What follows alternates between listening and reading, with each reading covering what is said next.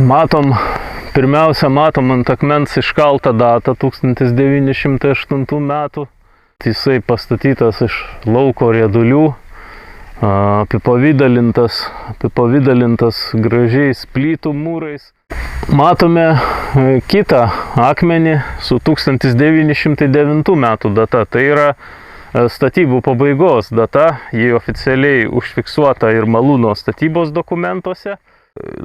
Gebruder Bühler Unvilišais numeris 57513. Na tai yra, kad tai vokiški valcai buvę. Vietos meistrai, žodžiu, įrengė šitos įrengimus. Tai yra, kad tai buvo ilgai naudojamas ir prižiūrimas malūnas. Nu tai čia visiems gražu. Į ką veiktų, į ką visiems. Ir tada gyvus katras valė čia neva. 75 dabar šveikia. Ir čia milijonus man. Nu ten jis museit vadovau tam, kiek aš žinau. Algirdas Pilipauskas, istorikas. Mykolas. Tai jūs buvęs Vaišvydžių malūno malūnininkas. Daug metų išdirbo. Ką galit papasakoti? Na tai va, buvo anksčiau, kai pastatė, buvo vėjinis malūnas, paskui išvertė, paskui padarė valsis. Na ir tenai daug metų dirbo valsai. O tie valsai, sakot, nepamenat, kaip jūs atvežė? Čia rašė, kad vietiniai. Vietinė, čia kolokis buvo pastatę tą malūną. Aišku. Paskui čia buvo uždarę jį. Paskui vėl atremontavo, atremontavo. Na, daugiau malam kolimą buvo. Nebeiškiaus, o čia sparnas padaryti. Sparnas nebėra ta vėlena, tokia vėlena nebėra, kur sparnas įdeda. Dabar jau viskas, ta malūnė nieks nebebus, nes jau čia reikia remontuoti daug, reikia tinkuoti, stogą nebėra. Dabar jau ją nebetremontuosi, kaip bus atremontuoti, viskas. Bet tarkim, jeigu paimti, stačiai. Na, koks verslininkas paimti, tai gali atremontuoti, bet šitą jau išsiplyšė bus, išsuėsti. Jis kiauras iš visą kvėrėti, baisiau jau įeiti į vidų, pradės akmenai kristi. Ten buvo Sagata malūnas. Tas giminės da buvo kažkur pasvalyje, Joniškėlį kažkur čia buvo atvažiavę, niekad palikonė nieko nebedarė. O jūs nuo malūno raktų neturit? Ne, pas savininką. O savininkas kur pasvaly? Pasvaly.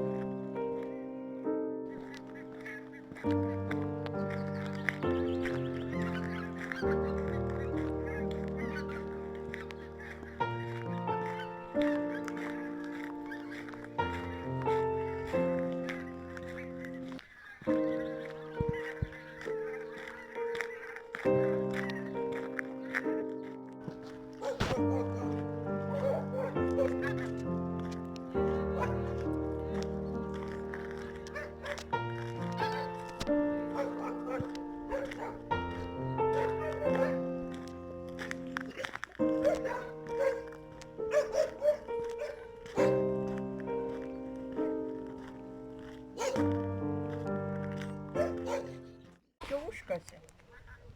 Čia nebėra. Su dviračiais, čia va tuo keliu pavažiuoji, ten yra per mišką.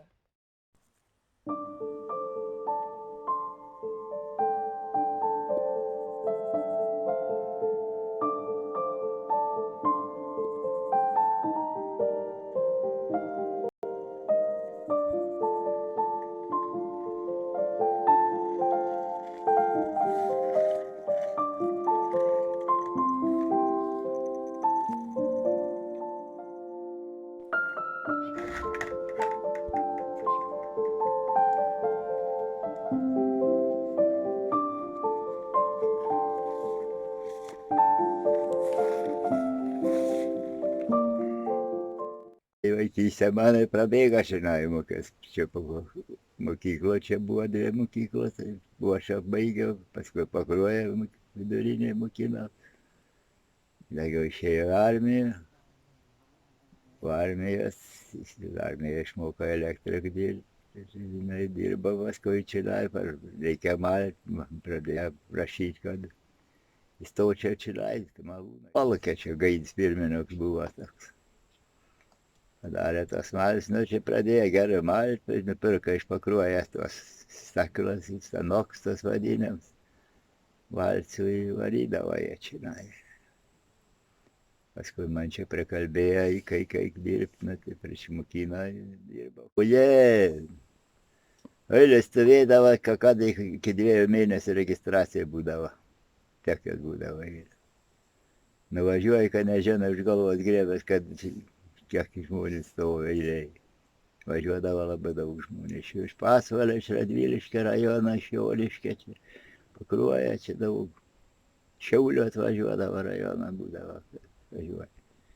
Eilės būdavo didelė. Išeini ryto anksčiausiai, pareina naktį visada apie 12 valandą. O ką grūdas būdavo supeli bunkerį, pirmiausia eidavo per valomą. Per valomas ir būdavo 2 valomos, kur išvala grynas, nušatruoja tenai, per magnetą ein, kad nepapultų tie metalą kokią nors. Ir paskui ein per vieno stanoko to ein 2 kart, paskui padaro mali. Iš tą padaro mano kruops, tas vienas stanoks, o paskui eina kitą, jo pradeda miltą vėliai. Aukščiausia rūšis, 1 rūšis, 2 rūšis. Nu ir paskui sėlena, sėlenėlės, į maišus, viskas. Sveikatos neturėjo ne vienam. Dulkių dar gaudavo, kad valyti reikdavo. Net malūnis, paliek malūnis. Švarus nebus malūnis. Niekad, kai nesipraus ryto. Išeis baus. Iš kanalų. Dulkėm. Melniks nebaus, nebūs. Lygos tie biznieriai daugiausiai. Tie jau atsivežavo daug malimo, bet retai jie atvažiuoja. Mils visi krauna, naktį atvažiavo, traktorius išsivežė viską. Tie daug maldavo, labai didelis partijas būdavo po 500 kilogramų. Liaudskiai privažiuodavo, prisiveždavo tą, nu tai žinai, kas būdavo, kaip padaugė. Tas ir būdavo. Na, tai pats subaišydavo, parvažiavo, miltų nebesirinkdavo, mašinas kaip suvažiuoja, sumetė į krūvą, pagerit. Parvažiavo, nebesidalin, vienam tas, tokias rūšės kliūva, kaip teka girdėjai, kitam nieka nekliūva. Tokių nuotykių būdavo. Vietinė tik ko, čia vis pažįstam daugiausiai. Vieną kartą atvažiuodavo per mes po kelis kartus, šventės prieš Kalėdas, prieš Velykas, čia balimas sočiai būdavo. Ir kaip tos eilės būdavo, atvažiuoja iš Bauksnalį, vestuvės, tik krikštynos.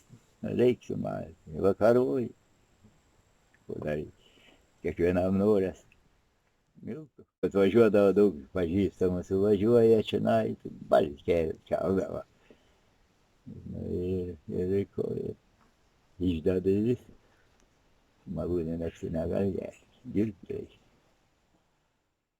Nu, žinot, šiais laikais nebereikalinga, nieks nebevažiuoja malti, vis nori duoną savo pirkti iš parduotuvės. Nieks nebevažiuoti, net grūdų nebeturi. Ūkininkai nevažiuosi, kas jie. Čionai. Žmonės neturi viską. Žmonių daug nebėra. Tuščiai, kaimai tuščiai. Kas bevažiuoja? Ne. Gyvulių nelaiko. Ir viskas. O kam jie ten miltai reikalingas, atvažiavo, tu laukia, nusipirka batonai, Pakruoja, nuvažiavo, nusipirka duoną, batonai, kam jie malė. Nebereikalinga. Nebebuvo malimo ir viskas. Malūnininkam reikia atlyginimą mokėti, nieką neužmalė. Mums už malimą gaudavom kapeikus. O nebėra malį per stovų per dieną ir viskas. Nebėra, kas mokės už dyko, ne vienam nieks nemokė. Visi darė, malimą nebėra, čia pasidarė laisviau Lietuvai. Sibaigė. Ačiū.